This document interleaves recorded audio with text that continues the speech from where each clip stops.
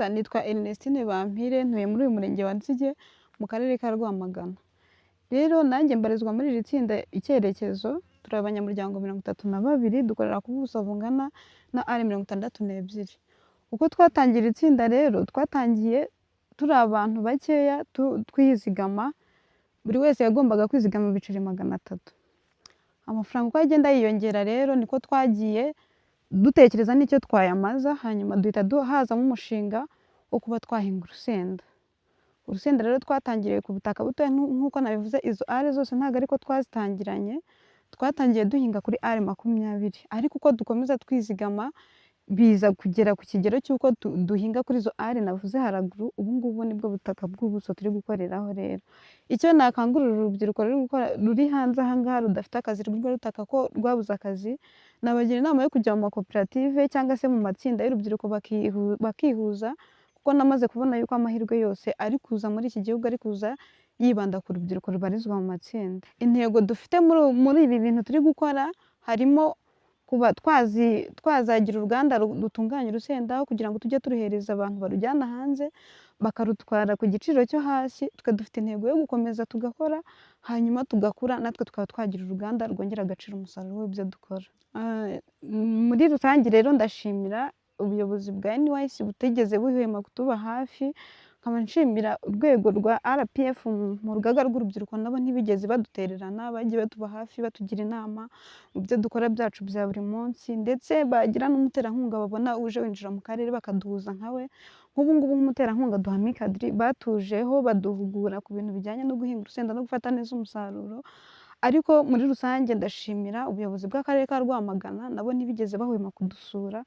Dushima muri rusange umukuru w'igihugu watwitayeho akadutekerezaho nk'urubyiruko, akadushyira mu bintu by'ibanze, tukaba natwe tugeze aho twigeza. Nk'urugero nk'ubu ngubu njye nari ndi umukobwa, urebye kuri leta y'ibwashize, ubu sinakabaye ndi umuntu uhagarara imbere y'abantu nkavuga, ariko kubera ubuyobozi bwiza, kubera perezida mwiza dufite, ubu ngubu urabona ko nanjye mpagarara imbere y'abantu nkavuga. Rwose ni ibintu nshimira buno buyobozi buriho. Murakoze. Mwaramutse neza. Amazina ni Tuyisenge Albert, nkaba ntuye mu murenge wa Muyumbu, akarere ka Rwamagana. Nkaba ndi rwiyemezamirimo ukora amafumbire y'imborera, ndetse nkaba ndi n'umuhinzi w'inyanya muri rusange. Amafumbire y'imborera natangiye kuyakora, nyakora ari ayo gukoresha bisanzwe mu buhinzi bwanjye.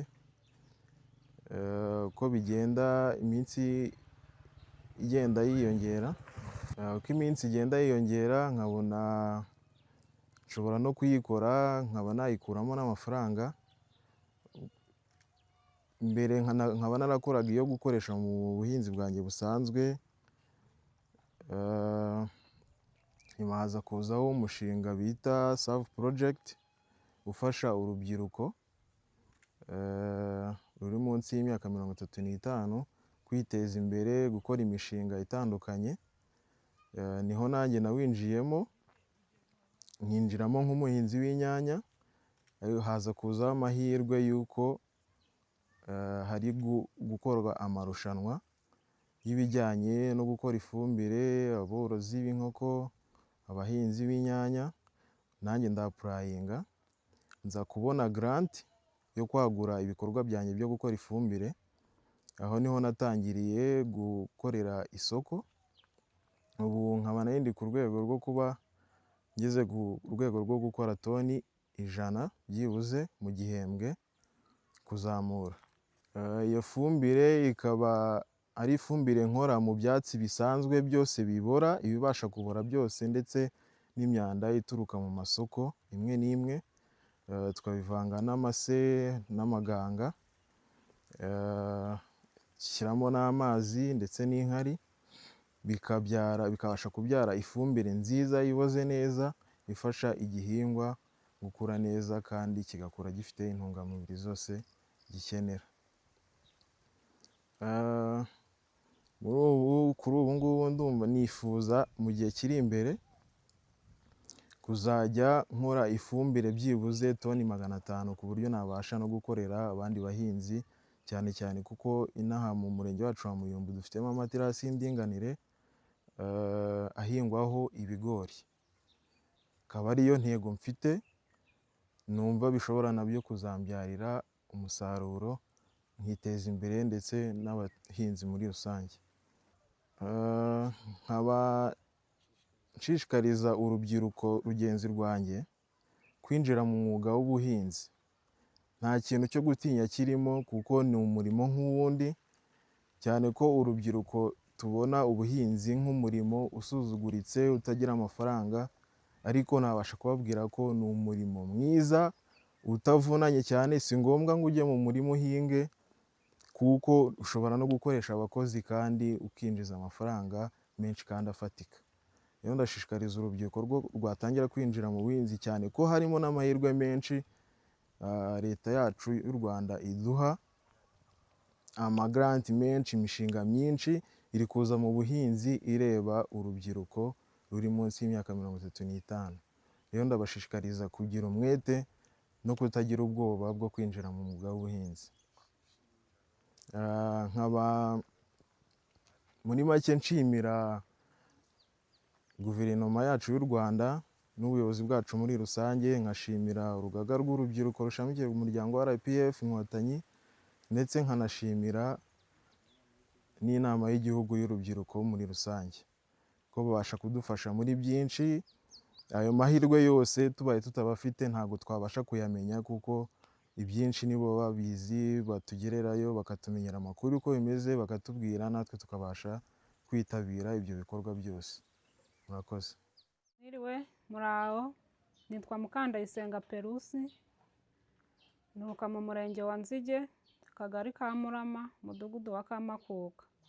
Mpagarariye urubyiruko rwo mu murenge wa Nzige, rw'itsinda ryo mu murenge wa Nzige ryitwa Twiteze Imbere Rubyiruko. Iryo tsinda ryacu rigizwe n'abanyamuryango 26. N'abo banyamuryango harimo abakobwa n'abahungu. Uko twatangiye twihuza nk'urubyiruko, buri wese azana uruhare rwe, dufatanyije twubaka ifuru yo gukora ibikomoka ku ifarini, tugura n'ibikoresho harimo imashini iponda, tugura n'amakarayi yo kujya dutekamo amandazi. Intego dufite ni iyo guhaza imirenge itwegereye, natwe ubwacu tukiteza imbere nk'urubyiruko, tukabasha no guhereza urundi rubyiruko imirimo.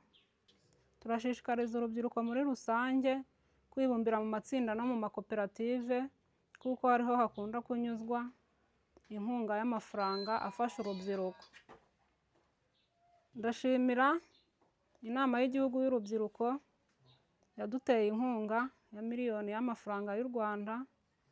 Ndashimira n'urugaga rw'urubyiruko rushamikiye ku muryango wa FPR. Ndashimira n'igihugu muri rusange ko gikomeje kudutekerezaho nk'urubyiruko, bakaba bakomeje kudutera inkunga. Murakoze. Murakoze. Amazina yanjye nitwa Clarisse Munezero, ntuye mu karere ka Rwamagana, umurenge wa Muyombo. Nkaba mpagarariye itsinda Twiteze Imbere Rubyiruko, dukora ubuhinzi bw'inyanya muri greenhouse. Turi abanyamuryango 33, aho twatangiye ubuhinzi bwacu twese, buri muntu wese akora ubuhinzi bw'inyanya ku giti cye. Ku bufatanye n'akarere ka Rwamagana duhuzwa n'umushinga witwa Safi Project, aho badufashije bakatwubakira ino greenhouse. Twatangiye rero mu bushobozi bukeya, baduha ibintu byose, baduhaye imbuto, baduha amafumbire, baduha imiti. Turahinga icyiciro cya mbere, ubu izi zirimo n'icyiciro cya kabiri, aho twebwe twishatsemo ubushobozi ndetse n'amafaranga twari twakuye mu buhinzi bwacu bwa mbere, aho twari twafashijwe n'umushinga. Rero muri ubwo buhinzi bwacu dukora nk'itsinda, bitewe n'uko twatangiye nta bushobozi buhagije dufite, turashaka kugera ku rwego rwo kwagura greenhouse. Nk'uko umushinga ndetse no ku bufatanye n'akarere twabashije kubona greenhouse imwe, twebwe nk'urubyiruko rukorera hano ubuhinzi bw'inyanya mu murenge wa Muyombo, dufite intego zo kwaguka tukubaka izindi greenhouse byibuza 2, tukagera nko kuri greenhouse 3. Murumva ko urubyiruko, abantu 33 ni abantu benshi. Ntago ntekereza yuko amafaranga dukuramo hano muri greenhouse imwe yaba aduhagije nk'urubyiruko ku buryo twagera aho twifuza. Dushaka kubaka izindi greenhouse eshatu byibura. Rero ni muri urwo rwego njyewe nkanjye uhagarariye rino tsinda, bitewe wenda n'amahirwe nagiye ngira cyangwa se n'amahirwe twagize nk'urubyiruko rukorera hamwe mu itsinda, ndashishikariza urubyiruko ruri hano hanze. Akenshi urubyiruko twigira mu bintu bitandukanye bidafite umumaro, kureba amamuvi, gusikororinga kuri TikTok n'ibindi, ariko ntitwibuke kureba se ni ibiki twakora byatugirira umumaro nk'urubyiruko, byatuma nyine twiteza imbere. Hari urubyiruko rwicaye mu rugo rutazi ngo ese hari amahirwe urubyiruko rufite muri kino gihugu, kandi nk'uko mubizi iki gihugu cyacu giha urubyiruko amahirwe menshi atandukanye, yaba mu buhinzi, yaba mu bworozi, yaba ndetse no mu zindi segiteri z'imirimo iri hano hanze. Rero ndashishikariza urubyiruko guhaguruka bakava mu rugo, bakitabira ibikorwa cyane cyane bya leta bafatanyije n'inzego zashyizweho na leta. Hari inama y'igihugu y'urubyiruko, hari urugaga rushamikiye ku muryango wa RPF Inkotanyi. Aho hantu hose ni ahantu nk'urubyiruko dushobora kumenyera amahirwe atandukanye urubyiruko rurimo guhabwa hano hanze. Rero ndashishikariza urubyiruko kuva mu rugo bakegera bagenzi babo bafite ibyo bagezeho babarusha, bakabigiraho. Ikindi kintu nyine nk'uko nabivuze ni ugukomeza bakurikirana amakuru bakamenya ahari amahirwe. Ikindi kintu wenda nakongeraho, twababwiye ko dukorana n'umushinga witwa SAVE. Mu kuba dukorana ntabwo twe basanze tudakora nk'abahinzi, basanze turi mu mirimo, twebwe noneho baratugana, baratubwira bati ntabwo baje nyine ngo batugire abahinzi, twe basanze turi mu bikorwa. Ni ukuvuga nk'akantu navuga cyane cyane, ntabwo wenda mu burasirazuba tugira siroga ivuga ngo tujyanemo tugumanemo, ariko amaporoje yo ntabwo aza mujyanamo, aza agusanga, nijyamo ngo usangemo, ukora ibikorwa, wowe amahirwe azaza nyuma.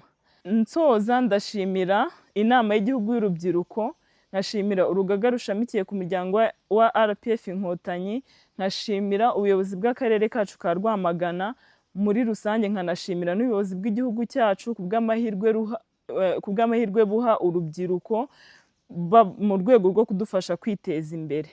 Murakoze. Murakoze. Amazina ni Kabaya Mugisha, nkaba ndi umuyobozi wa Himaya Business Group Limited. Ni kampani igizwe n'urubyiruko biteje imbere, ni kampani y'abantu babiri ariko ifite n'abandi bakozi bageze muri 4 dukorana nabo. Ubwo twatangiye 2024. Ubwo twebwe ibyo dukora rero ni bigendanye n'ibumba, gutunganya ibikomoka ku bumba muri rusange. Dukora amasahani, tugakora ibikombe, tugakora na lavabo, ari byo mukunze kwita amadongo. Nibyo dukora muri rusange. Ubwo rero mwakibaza muti mubikora muki, cyangwa se mubikora muti, cyangwa se binyura mu zenzira, cyangwa se wenda mwabikomoye he, cyangwa se mwabikuye. Bituruka ku kuba mu rwego rwo kwihangira umurimo, nk'uko urubyiruko bagenda badushishikariza guhanga imirimo. Twaravuze ati reka turebe ko aricyo twabyaza raw materials dufite, kuko nk'ubushakashatsi bugaragaza ko ibikomoka ku ibumba ibyinshi dukoresha mu ngo no mu bwubatsi bituruka hanze, bigatwara amafaranga menshi, kandi mu by'ukuri twari tubifite ahangaha twakabyikoreye bikaduha n'akazi. Ubwo ni urwo rwego twahisemo kuba twaza mu ibumba muri rusange. Ubwo rero mu kubikora harimo ubumenyi bwinshi bugiye butandukanye twagiye twiga. Muri iyo kampani y'abantu babiri, njyewe nigiye ibigendanye na poteri, nabyigiye aho nigaga ku ishuri mu gihugu cya Poland, na mugenzi wanjye nawe dukorana nawe yize muri UR. Turavuga ati twishire hamwe twihangire uwo murimo, turebe ko icyo kintu twabasha kuba twagisha mu bikorwa. Aho tugeze rero ni uko tugenda dutera intambwe nk'urubyiruko, tugenda twishakisha. Ubu tumaze kugira abakiriya batari benshi cyane, ariko mu karere ka Rubavu no hano muri Rwamagana niho dufite abakiriya cyane, bakunze kuba ari resitora na coffee shop cyane cyane. Ntabwo twagera ku rwego rwo kuba twasapurayinga abacuruzi wenda mu buryo bwagutse cyane, ariko resitora na coffee shop ahanini nibo bakiriya bacu, nibo dukorana nabo. Icyo dusaba rero ni ubufasha cyangwa se inkunga, kudutera inkunga aho tugeze mu bikorwa byacu. Dukoresha uburyo busa nkaho buri semi automatic bitewe n'uko n'ubushobozi n'ubumenyi aba ari bukeya, ariko turifuza ko twabona ifuru ituma tuzamura production kugira ngo twongere n'umubare w'abakozi, twongere noneho tube twagera no ku bacuruzi basanzwe wenda atari resitora gusa cyangwa se intego dufite rero ni yuko twazabasha kuba twatanga product nziza ku isoko ku rwego dushobora kuba twagabanya ibintu bituruka hanze biza bije mu gihugu cyacu, ku buryo twabasha natwe kuba twavuga ati turihangiye umurimo, ariko hari n'icyo dutanzeho n'akazi, hari n'icyo byongeye ku mafaranga natwe tubasha kuba twaproduce kugira ngo tugabanye ibituruka hanze biza ahangaha, bityo n'ifaranga ryacu naryo ribasha kuzamuka mu buryo bwa competition ku isoko. Icyo nashishikariza urubyiruko rero ni uko babyaza umusaruro amahirwe babona matoya aho bari, si ngombwa i Kigali gusa, aho bari mu biturage iwabo, nkatwe nk'abantu dukorera mu cyaro, ahantu aho ariho hose hari amahirwe ku muntu ushobora kuba yatekereza bakishyira hamwe. Wenda mushobora kuba muri kampani 2 se 3 se, mushobora kuba koperative, mukishyira hamwe, amahirwe ahari akaba ariyo mukoresha. Ntimuhite mutegereza ngo tuzabanza ngo tubone inkunga tubone gukora, mubanze at least mukore ku byo mwashobora, bigaragare, wenda mugende muzamuka buhoro buhoro. Icyo nashishikariza urubyiruko. Ndashimira rero akarere kacu ko batuba hafi buri munsi, ndashimira ikigo cy'urubyiruko cyacu cya Rwamagana, ndashimira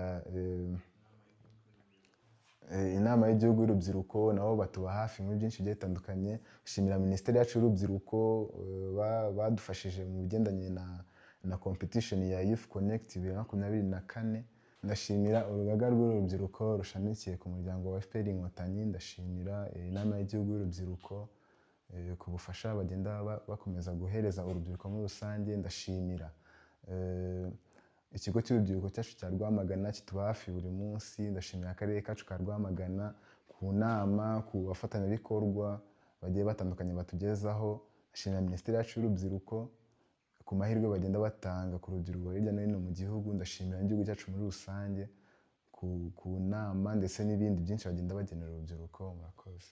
Mwiriwe neza, amazina yanjye ni Barayagwiza Leodomir, nkaba mpagarariye kampani Kiyato Nzuri.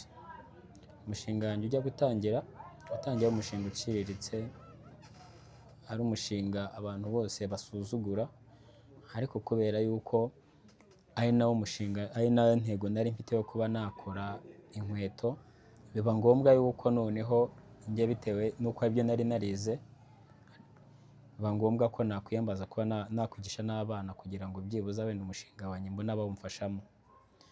Ariko hagati aho ngaho nkajya ngira impungenge nyine z'ubukene, kubona ibikoresho twakoraga gakondo dukoresha intoki, ndetse abantu banadusuzugura babona ko nyine ari umushinga uciriritse. Mbese buri muntu wese akaba abona ko uri umuntu uciriritse, umuntu udoda inkweto. Abantu benshi babazi ko nta gaciro tugera, turi abantu baho ngaho ku mihanda. Ariko kubera intego nari mfite nzi byiza by'uwo mushinga, njye nabashije kuwuzamuramo urubyiruko ndarwigisha, ndetse uko nagiye nzamuka niko nagiye mbona amafaranga nsevinga, bigeraho ngura imashini maje kuyibona ntangira gukoramo inkweto zifunze, kuko abantu benshi bari bazi ko inkweto zifunze zikorerwa hanze, ariko naje njye kubisohora nk'uko nari narabyize, abantu batabazi ko nubwo bwenge mfite bwo gukora inkweto nshyashya. Ntangiye kugenda mbyigisha urubyiruko, bigeraho ngenda naguka, mbona imashini imwe, mbona 2, ndetse ntangira kugenda nikwiza, ntangira kujya mbasha no kubona n'abana mpugura. Icyiciro cya mbere abana nigishije nabo bafite amanteriye barakora, bigera naho ntangira kujya amenyekana, akarere kakajya kamfasha kujya mu ma expo, cyane cyane kugeza aho natangiye kujya ngira abakiriya benshi, nkabona abana bo kwigisha, amafaranga atangiye kugenda azamuka gake gake, ariko nubwo ibikoresho dukora bigiye bihenze tubura ubushobozi, ariko urwego tumaze kugeramo biragaragara ko hari aho turimo kugera, ndetse n'urubyiruko nabashije gukorana narwo, rumwe rwateye imbere, ndetse narwo rumpamagara rumbwira ati warakoze muzehe rwose, uri umubyeyi mwiza watwigishije, tugeze ku rwego rwiza. Baratanga imisoro muri leta, bafunguye amantuwe nabo barafasha abandi bana, ndetse ubu ngeze no ku rwego noneho rwo kuba ntangiye gutekereza kuba nakagura, kuko mfite n'ahandi hantu nigisha, ndetse mu bana nigishije nabo ndimo ndahamo akazi, nanjye ubwanjye nkaba none ndimo ndagura n'ibindi bikorwa, ndetse muri uku kwezi kwa kabiri mu kigo cy'urubyiruko tuhaza gushyiramo n'ishuri noneho rifatika, kubera yuko ubu ngubu hari imashini nabashije kubona, ndimo ndateganya kujya kuziterekayo, noneho nkajya nigishirizamo nk'uko n'ubundi imbere nahakoreraga, nkaba nshishikaza n'urubyiruko kwitabira kwiga umwuga, kuko uyu mwuga wacu ni ingenzi. Abantu benshi ntabwo baba bazi ko inkweto zikorerwa mu Rwanda, ariko kuri iyi nshuro turazikora neza cyane, ku buryo n'inkweto iturutse hanze iyo duhuriye ku isoko turahangana, ndetse bakanatugurira neza cyane, ndetse n'ubu ngubu dufite isoko ry'abanyeshuri, nta bana bakijya kugura inkweto zo mu isoko bazi ko ari amapirate, turazikora nuko Musanze n'ubu ngubu bamaze kuzijyana, dufite umuntu utwara inkweto zacu, ku buryo nta nkweto n'imwe tugicuruza aha ngaha y'inkweto y'umwana. Ubwo rero nkaba nshimira ubuyobozi bw'akarere ka Rwamagana, ndetse bunadufasha no guperezanta ibikorwa byacu hasi no hejuru, nkabishimira na perezida, nyakubahwa perezida w'igihugu ushyize imbaraga mu bikorwa byacu kugira ngo natwe tubashe gutera imbere, kuko aho bahagarikiye Made in Rwanda, bahagarikiye inkweto zituruka hanze, natwe turi mu bantu bafite agaciro, kuko turabasha guhaha, ndetse tukabasha no kubaka igihugu cyacu kugira gitere imbere. Nkaba nshishikariza urubyiruko gukura amaboko mu mufuka, kandi nkaba ndushishikariza gukura amaboko mu mufuka kugira ngo rubashe no kwiteza imbere, kugira ngo rubashe narwo kugera ku ntego zo kubaka igihugu. Nkaba nshimira nanone urugaga rw'urubyiruko rushamikiye ku muryango wa FPR na perezida wa nyakubahwa w'igihugu wacu, ubasha no gushishikariza urubyiruko kwiteza imbere, unasakaza amahirwe ku rubyiruko rwacu, ubumenyi, kugira ngo babashe gutera imbere, hamwe n'inama y'igihugu y'urubyiruko. Murakoze.